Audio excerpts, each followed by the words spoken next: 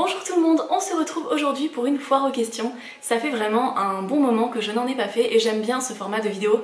Ça permet de papoter un petit peu et aussi de répondre à plein de questions que vous me posez souvent, soit en commentaire, soit sur Instagram.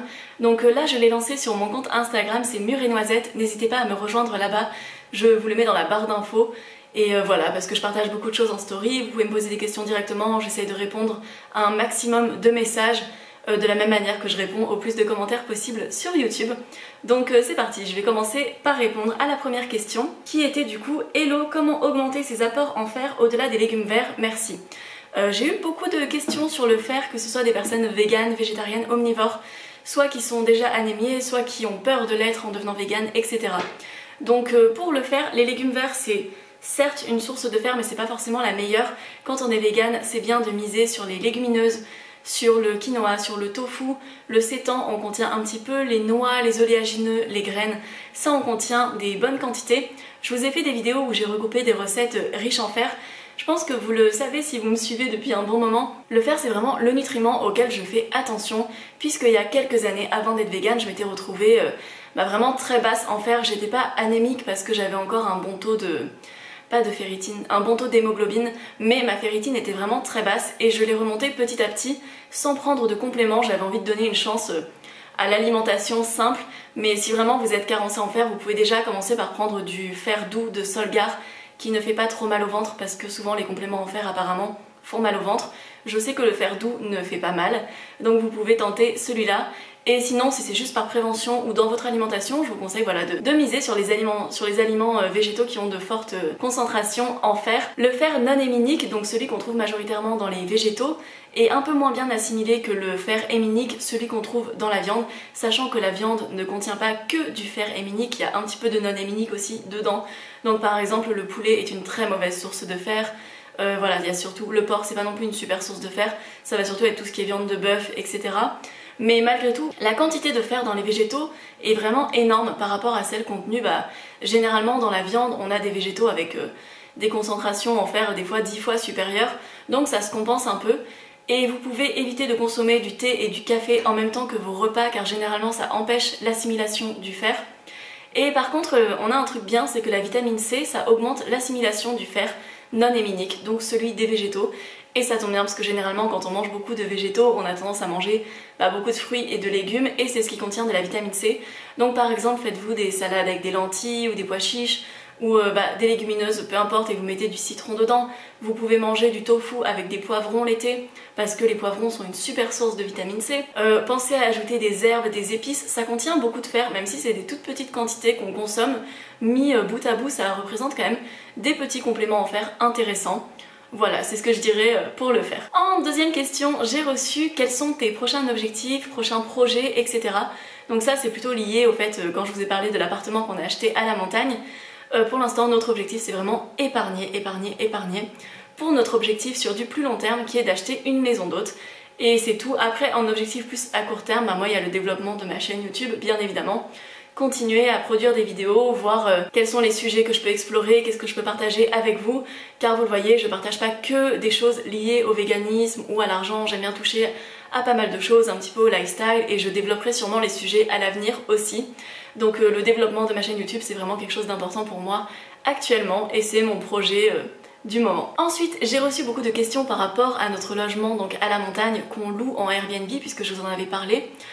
Donc déjà, le but de ce logement, c'est pas du tout de nous faire un revenu complémentaire, etc. C'est juste qu'il se rentabilise, qu'il nous rentabilise les charges qu'il nous coûte à l'année. C'est presque le cas, on l'a loué presque tout le mois de février, une semaine en janvier et une semaine en mars à peu près. Et là, on va couper les locations parce qu'on n'a pas non plus envie de s'en occuper tout le temps et qu'il a presque déjà rentabilisé toutes ses charges annuelles. Il nous restera environ une semaine à louer dans l'année, donc on verra comment on le fera. Éventuellement, on le louera peut-être un petit peu plus pour gagner des revenus en plus, on verra, mais c'est malgré tout beaucoup d'organisation. Donc vu qu'on n'est pas sur place, ce qu'on fait c'est que le logement est autogéré par les locataires. Donc chaque locataire est prié de très bien faire le ménage avant de partir. Le prix est un petit peu plus accessible que les appartements aux alentours, donc ça fait un peu partie du jeu, on fait le ménage soi-même, mais par contre c'est moins cher. Et on a un système de boîte à clés, donc on a mis une boîte à clés avec un code, on communique le code juste avant que les locataires arrivent pour pas qu'ils l'aient trop tôt évidemment, et on le change très régulièrement, à chaque fois qu'on y va on change le code. et au cas où on a une femme de ménage sur place dont on a le numéro si jamais on a un souci, un locataire qui nous appelle pour dire qu'il a pas fait le ménage ou quelque chose comme ça, on peut envoyer quelqu'un, il y a quelqu'un qui peut s'en occuper. Sinon c'est beaucoup de temps quand même passé à répondre aux appels, des fois les personnes se trompent de village ou m'appellent parce que le bébé a mordu la télécommande et que du coup ils arrivent pas à remettre la télé normalement, à retrouver la bonne chaîne, sachant que je n'ai jamais eu de télé de ma vie, c'est une vraie galère pour essayer d'expliquer comment rétablir tout ça, mais on s'en sort. Voilà, après il y a quand même beaucoup d'imprévus, de trucs où la plaque de cuisson se met à faire quelque chose de bizarre, on n'a pas eu le cas, donc on a la personne au téléphone, on est en train de chercher sur internet comment résoudre ce petit souci, mais ça va, globalement tout le monde était content, on n'a vraiment pas eu de problème sur les 18 locataires qu'on a eu à ce jour. Tout s'est bien passé, enfin vraiment, ça a été nickel. Après j'imagine que des fois ça risque de mal se passer, mais c'est pour ça aussi qu'on veut pas le louer tout le temps, c'est quand même beaucoup de prise de tête, on doit s'assurer de toujours pouvoir répondre au téléphone, avoir du réseau, surtout que moi je suis quelqu'un, de la même manière que sur YouTube je réponds à tous les commentaires, j'aime répondre très vite aux gens, j'aime niveau communication que tout se passe bien, qu'il n'y ait pas de quiproquo, etc. Donc voilà, ça c'est pour le Airbnb. Ah oui, on a eu un souci de quelqu'un qui s'est trompé de date et qui est arrivé la veille aussi, pareil, c'était un gros stress à gérer parce que d'un coup quelqu'un m'appelle, oui je suis devant l'appartement mais j'arrive pas à ouvrir, je sais pas comment ça se passe, et je me dis mais vous n'êtes pas censé arriver aujourd'hui du tout. Voilà, il y a des petites histoires comme ça, on trouve des solutions. Je suis contente de ne pas faire ça à l'année car malgré tout c'est vraiment tellement de temps passé, mais c'est cool, ça nous rentabilise les charges, c'est totalement rentable, enfin voilà, c'est très bien pour nous. Ensuite on m'a demandé quel métier j'aurais aimé faire si je n'avais pas fait YouTube. En fait il y a tellement de métiers qui me plaisent et je sais pas, je me serais peut-être pas arrêtée à un seul métier. J'aimais bien travailler en cuisine dans la restauration, j'aime bien le service aussi, j'aime bien le contact avec les gens, j'aurais pu travailler dans la vente. Après j'aurais pu éventuellement tenter dans tout ce qui est communication. À un moment je voulais reprendre des études plutôt, j'ai déjà fait, j'étais en licence de psycho. Éventuellement partir dans quelque chose de social comme assistante sociale, des choses comme ça. J'aurais aimé travailler dans la gestion de budget des gens pour apprendre aux gens à gérer leur budget. Qu'est-ce que j'aurais aimé faire? Donner des cours de cuisine pour des associations. Enfin, il y a des tonnes de métiers en fait qui auraient pu m'intéresser et que je pourrais très bien faire un jour parce que YouTube, les réseaux sociaux, on sait pas forcément combien de temps ça peut durer, donc j'ai plein de possibilités en fait, ou sinon j'aurais pu créer une entreprise de quelque chose, de livraison de repas pour les cantines, enfin je sais pas, il y a plein de trucs qui auraient pu m'intéresser. Et voilà, toutes les possibilités sont toujours là pour moi au cas où si un jour j'ai besoin de faire autre chose. Ensuite on m'a demandé est-ce que tes parents ou les parents de Didier sont véganes. Donc de base personne n'était végane autour de nous, on ne connaissait aucun végane avant de le devenir nous-mêmes. Et on a un peu entraîné les gens à changer d'habitude alimentaire autour de nous sans qu'il y ait trop de personnes qui deviennent réellement véganes. Mes parents ont un peu changé leurs habitudes de consommation.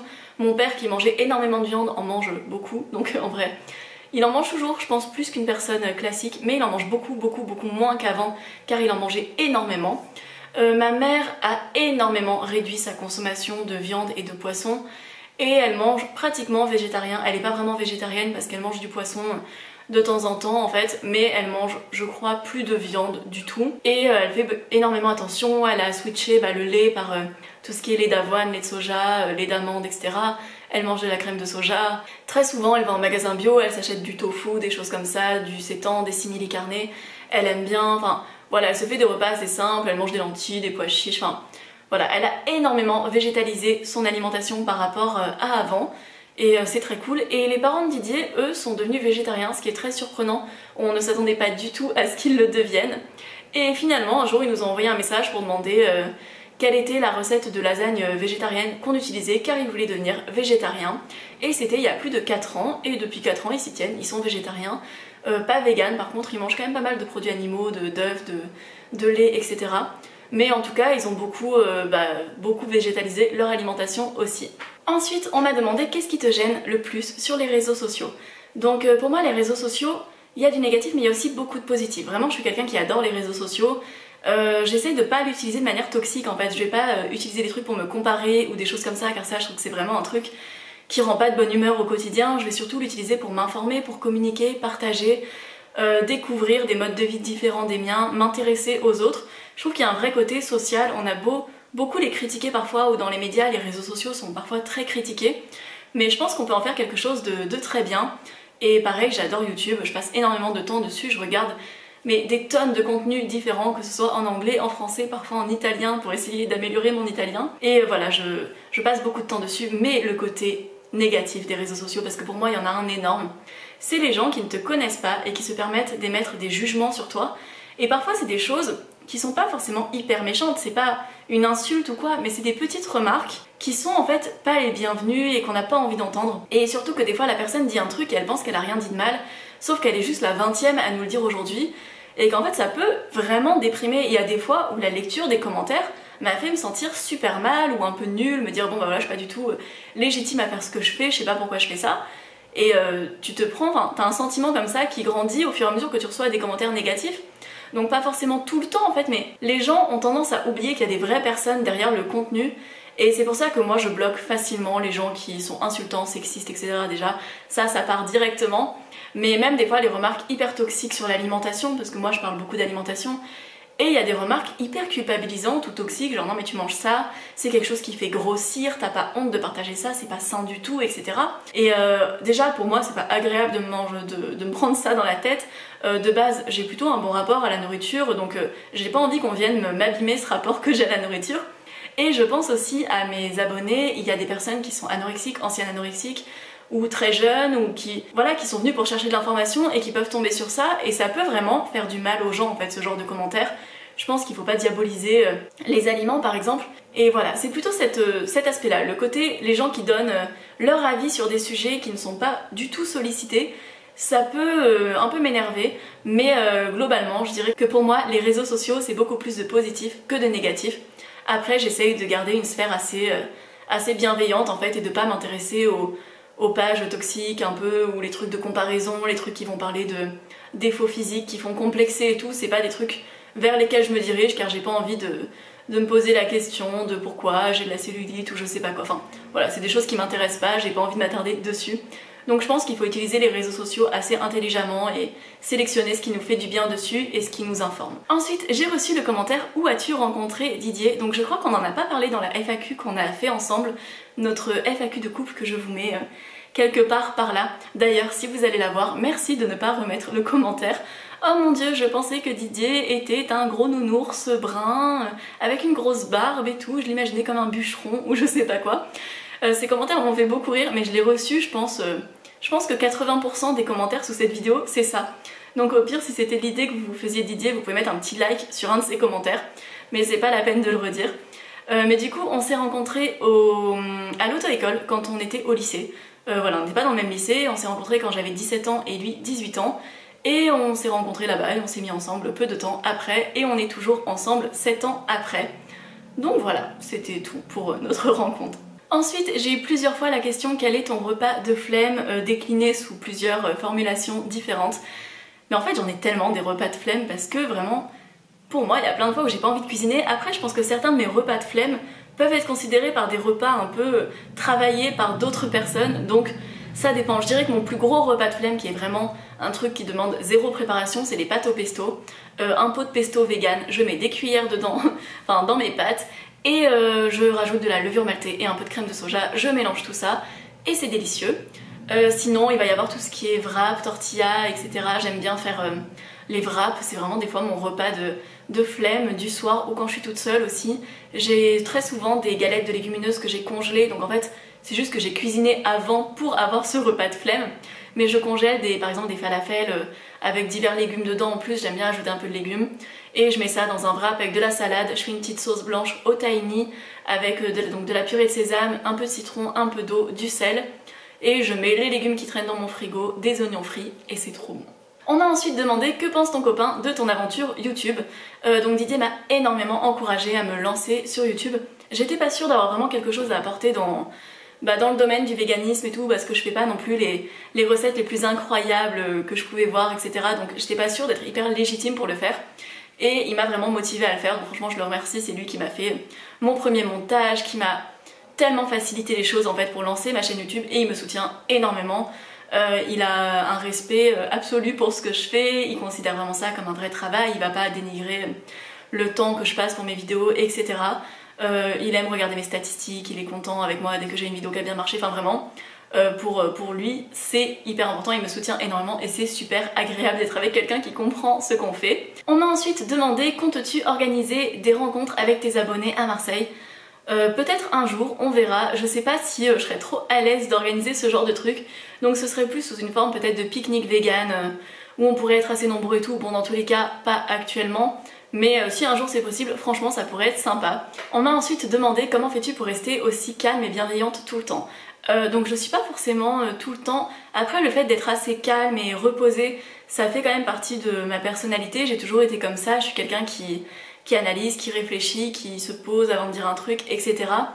Et je trouve que ça sort de beaucoup de situations des fois, dès qu'il y a des gens bizarres qui viennent te parler dans la rue ou quoi. Le fait de rester assez calme et zen et de pas direct agresser la personne qui est un peu agressive par exemple, ça permet de mieux se sortir de la situation. Après je suis pas non plus tout le temps, il y a des fois où je peux vraiment perdre mon calme. Quand je m'énerve vraiment. Et j'ai beaucoup de voix, je peux vraiment crier très fort quand je suis énervée. Mais voilà, donc je suis pas forcément tout le temps calme et bienveillante. Je trouve juste que globalement c'est quand même mieux d'être assez bienveillant. J'essaye de me mettre à la place des autres personnes en fait, même quand on n'est pas du tout d'accord, j'essaye de comprendre pourquoi une personne pense aussi différemment de moi et je vais pas partir du principe qu'elle a forcément tort. Je pense qu'on a chacun nos raisons de penser ce qu'on pense. Et voilà, j'aimerais bien... En fait, j'aime bien quand les personnes sont bienveillantes avec moi, donc je le suis aussi. Et je pense que ça fait partie de mon caractère. Même si voilà, les réseaux sociaux, on montre une partie de nous-mêmes, je suis pas tout le temps en train de parler gentiment non plus aux gens, je peux très bien perdre patience, je peux m'énerver, je peux avoir eu une très mauvaise journée. Mais bon, dans l'ensemble, j'imagine que ça va. On m'a ensuite posé la question, est-ce qu'une consommation excessive de soja est néfaste pour la santé ? Ça dépend ce qu'on entend par excessive. Après dès que c'est un excès, forcément ça peut jamais être génial. C'est bien de varier un peu son alimentation en fait. Le soja c'est une super bonne source de protéines, c'est une super source de fer, de calcium pour le tofu parce qu'on fait coaguler le tofu avec du calcium, etc. Mais ça veut pas dire qu'il faut se reposer uniquement dessus. Au niveau des études qui ont été faites, c'est vraiment un aliment qui a été énormément étudié. Et on a très peu de conclusions qui vont toutes dans le même sens. En fait, il y en a qui disent qu'à très forte dose, ça peut quand même faire opérer des changements, des petits dérèglements hormonaux sur le corps. Il y en a qui ont montré que ces dérèglements hormonaux étaient plutôt positifs et apaisaient les bouffées de chaleur chez les personnes ménopausées par exemple. Mais voilà, c'était généralement de l'ordre d'une grosse consommation de soja. Je dirais que par principe de précaution, c'est bien de ne pas abuser, de consommer voilà 1, 2 ou 3 maximum produits à base de soja par jour, voire des fois de ne pas en consommer pendant une journée. Pendant pas mal de temps, j'ai quand même beaucoup consommé de soja et je me suis beaucoup reposée dessus parce que c'est pas cher, c'est protéiné, c'est vraiment un aliment qui me donne beaucoup d'énergie, enfin j'ai vraiment l'impression d'être bien quand j'ai mangé du tofu, etc. Mais j'ai décidé de varier un peu, d'alterner avec le sétan, les légumineuses un peu plus, je le faisais déjà mais de plus en consommer. Et voilà, je me sens bien aussi, j'ai pas noté de changement particulier, mais vu que dans mon cas j'avais un petit dérèglement hormonal lié, enfin un gros dérèglement hormonal lié à mon implant contraceptif que j'ai fait enlever il y a pas longtemps d'ailleurs, voilà, j'avais décidé de baisser un peu le soja et de voir si ça modifiait des choses, etc. Mais voilà, il n'y a pas de souci en fait à consommer 100 grammes de tofu par-ci par-là, un verre de lait de soja, enfin le tout c'est de varier, de pas se reposer que sur un truc. Je trouve que être vegan sans manger du tout de soja, je trouverais ça pas pratique parce qu'il y a des trucs notamment dans les pâtisseries véganes où il y a du soja et j'aimerais pas m'en passer, mais sinon on peut parfaitement être vegan sans manger de soja si on le souhaite en fait, donc c'est à chacun de voir ce qui lui convient, etc. Mais voilà, manger varié et un petit peu de tout, et dès qu'on est vegan, de tout ce qui est vegan, c'est très bien pour la santé en général. Ensuite on m'a demandé quel est le repas que j'aime préparer pour des omnivores. Je vais vachement m'adapter à la personnalité des gens que je reçois, un peu ce que je connais de leur goût, mais généralement j'aime bien préparer des lasagnes parce que je sais que ça plaît à peu près à tout le monde. Donc des lasagnes avec, pour la farce, pour que vraiment ça plaise aux omnivores, je vais utiliser un haché végétal du commerce qui a déjà un petit peu un goût de viande. J'aime bien celui de Herta, je crois que celui de Beyond Meat est très bon aussi, je l'ai pas goûté mais je suis sûre que ça doit être très bon. Et j'aime bien faire des lasagnes parce que ça plaît à tout le monde. Sinon, l'été par exemple, dès que je vais à un pique-nique avec des omnivores ou quoi, je vais amener une tarte salée aux légumes parce que pareil, ça plaît pas mal, je vais faire des tartinades, etc. J'aime pas faire forcément des trucs trop imitation viande type sétan bourguignon ou quoi, parce que je suis pas sûre qu'ils aiment le sétan, parce que quand on connaît pas le sétan, ça peut être un peu bizarre et que les gens vont trop avoir envie de comparer directement avec la viande et que ça a pas un goût identique de viande. En fait, j'ai pas envie qu'on se dise ah mais c'est une mauvaise imitation ou quoi, alors que c'est un produit différent qui a un goût différent et qu'on peut pas forcément comparer. Donc voilà, je vais faire vraiment les lasagnes, ça marche trop bien sur les gens. Ensuite on m'a demandé qu'est-ce que je fais quand je suis anxieuse ou que je ne me sens pas très bien, quelles sont mes solutions. Donc bah ça fait un moment que je me sens plus trop anxieuse, c'était surtout quand je faisais mes études, j'étais vraiment très anxieuse, très soumise au stress et je m'en rendais pas forcément compte à ce moment-là mais j'étais vraiment pas bien à des moments. En fait les études m'angoissaient énormément, je dormais trop mal, enfin, je faisais des insomnies, je me réveillais en pleurant, j'avais l'impression de ne pas avoir d'avenir, etc.